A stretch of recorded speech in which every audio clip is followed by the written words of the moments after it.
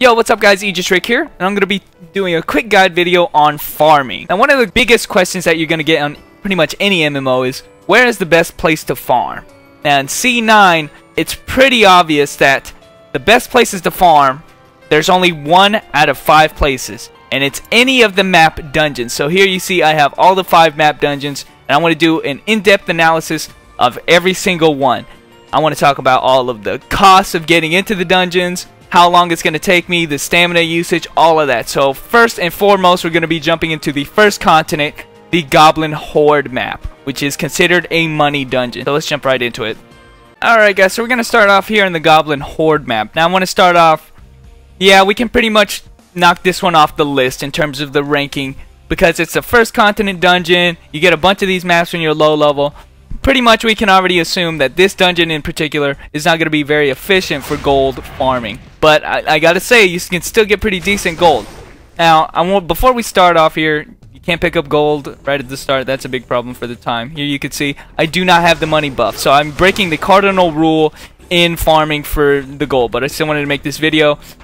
So long as you keep everything constant throughout the videos, then you'll know for a fact, you know, what is actually the best dungeon to farm for gold, even though I don't have the double money buff. But I am going to be opening all of the chests. I'm going to be only using 2 moves. I'm going to be using, well, obviously I'm going to be using Blade Master Stance. I'm also going to be using the Burning Spirit, but then I'm also going to be using this skill called Rapid Attack. So I'm going to only use those 3 skills, and that should be the constant that we go on.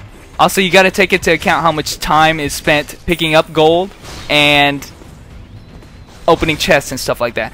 So there you can see how much gold I've actually picked up, and we can compare it to the very beginning of the video to see the actual gold amount that I got on this dungeon. I'm going to do all the math on the screen right here, also the cost of the dungeon and stuff like that. So that's how much this Goblin Horde map is giving us. Remember the double multiplier for the gold buff, but yeah, I'm going to tell you guys right now, I didn't even do the math, and I already know this dungeon's not very efficient for gold farming. But we're going to jump into the second continent where shit gets serious. Alright guys, what's up? We're going to jump into the Orca Warehouse next. Now, like I said in my previous videos, or the previous section, don't bother doing these dungeons without having the double money buff, because you got to figure you spend the same amount of gold for the maps, but the amount that you get back has to be more than what you spend on the map. So the maps always cost the same. The amount of gold that you get, depending on the money buff, is going to actually benefit greater. So I can't explain enough. Don't even bother doing these. Oh shit, I told you guys I would only do Rapid Attack. Scratch that one out. No, but that shouldn't have affected it very much. But Rapid Attack and Basic Attack is all I'm going to be doing. Now if you saw my other videos, I didn't really like this dungeon, the AB Hunters video that I have going up. I didn't really like this dungeon very much because the mobs spawn in random sporadic locations. So you can actually tack on a lot of time average wise with this dungeon, and it's pretty much the only dungeon that really does that. All the other dungeons are pretty self-explanatory in where they're gonna spawn. When they spawn in the same place every time, and the stuff like that. So generally they spawn in the correct areas, but they could end up in the bottom area, in the middle area, in the middle, and stuff like that. So picking up all the gold here. Remember, don't do these dungeons without the money buff, but when I do the math on them, you're gonna see how much it is costing for when you have the money buff. So there is the gold right there, excuse me, in comparison to the last one. So I don't know, if I was to guess, no, I'm not gonna guess. Okay, catch you guys later.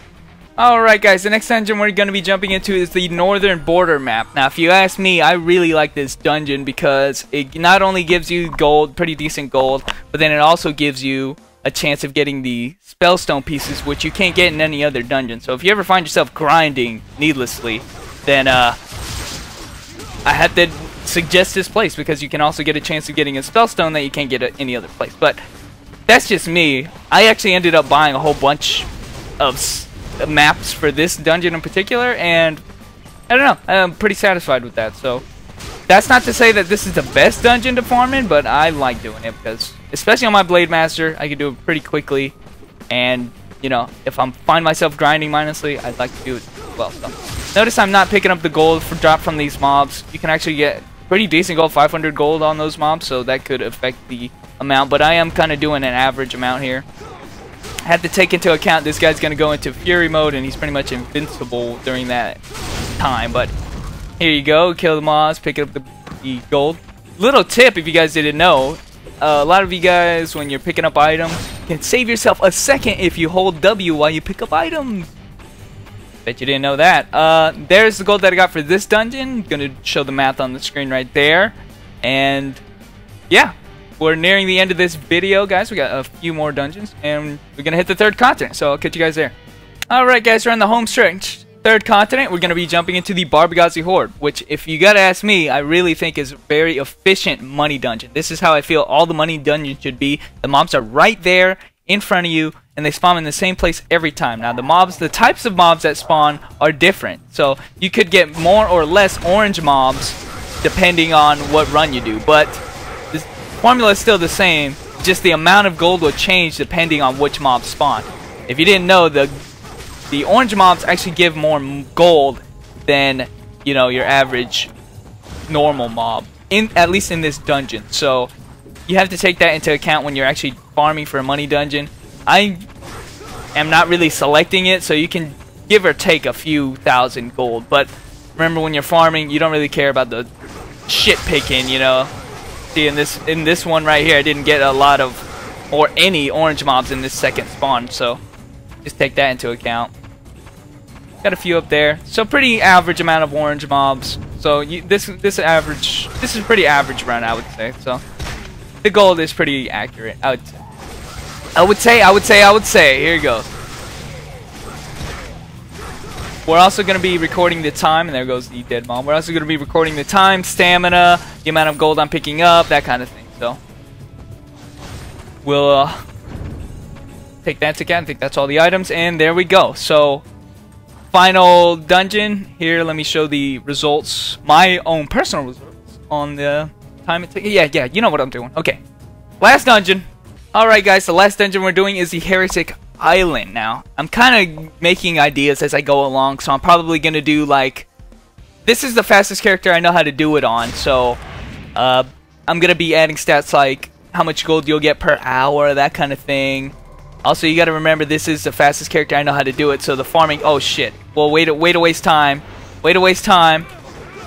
You're gonna have to tack on like 5 seconds on that one.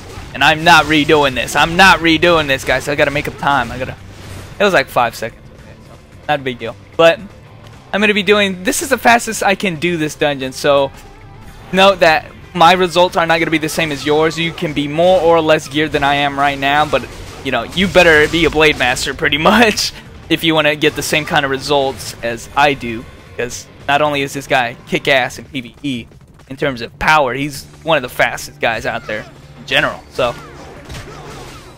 not to mention, how hard is this? All I'm doing is left-clicking and dashing. Oh, come on, get him. So this dungeon is actually pretty tedious if you're not very fast. There's a lot of empty space that you gotta run on, but not a big deal.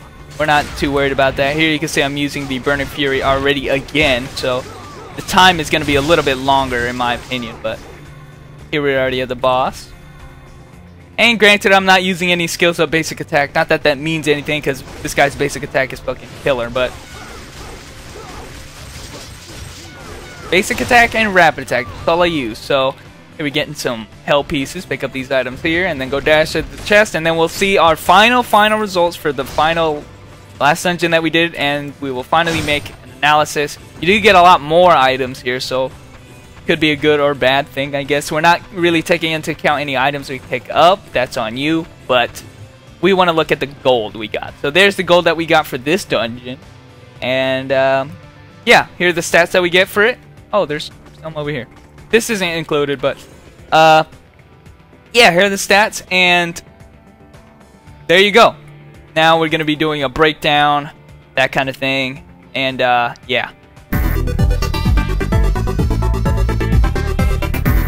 Alright guys, so I just did a ton of number crunching. Let me tell you, if you guys saw the piece of paper that I was doing all these numbers on, it would be downright, I would be made fun of forever, because it's a game, but you know, this data that I came up with actually is very beneficial for you guys. So the first thing that I'm going to show you guys is just a showcase of everything that was in the video previously. Okay, and then the next slide is going to be the gold per run. So this is very important because you'll know just how much gold you're going to get on average per run. This also takes into account the price of the map. So also note that this is with the gold buff activated. That means your full stacks of weekly bonuses, you get the gold buff that gives you 100% extra gold. The next slide I think is super important for people who are like me and want to be time efficient. So this is listing the time efficiency. So the unit is gold per second. So I just took the last slide, the golds per run, and then divided it by how long it took to do the dungeon. This is from the very start of the dungeon to the very end where I picked up every gold possible. So you might not be surprised, but the first one is the Barbegazi Hoard map is the most time efficient. Then we go on to the Heretic Island is actually second place. Third place is the Northern Border in terms of time efficiency. Second place is the Orca Horde map, and then finally the Goblin Horde map. Not very time efficient. So you're going to be wasting a lot of time by doing this dungeon because you're not getting the gold return, as in gold per second. So if you're very interested in time efficiency like I am, keep jumping into the Barbegazi Horde and you'll get the most money in the least amount of time. Now that's not necessarily the most efficient way of getting the most gold. We all know that you can't play the game forever. There is a stamina system in the game. So the next slide we're talking about is stamina efficiency. Pretty much the units that we're using here is the gold that we got per run, including the subtraction from how much the map costs, divided by how much stamina you're using up. So here's the list for that here, and if you just rank them by order, by far, almost, again, double everything else, we have Barbegazi Horde in the lead with about 18,758 gold per stamina. So, I mean, this is downright one of the best dungeons to be farming using your maps. Second place, we have the Orca Horde map, which is to be expected. It is a money dungeon. Third place is the Heretic Island map, which is second place in terms of time efficiency, so pretty good for that as well. Stamina efficiency, fourth place is actually the Goblin Horde map. It's actually more efficient than the Northern Border map, which is super stamina guzzling. So this is conclusive evidence, guys, I think, to give my verdict that the best map dungeon to farm is, without doubt, is the Barbegazi Horde map. It gives you the most gold for your stamina as well as the most time efficient dungeon.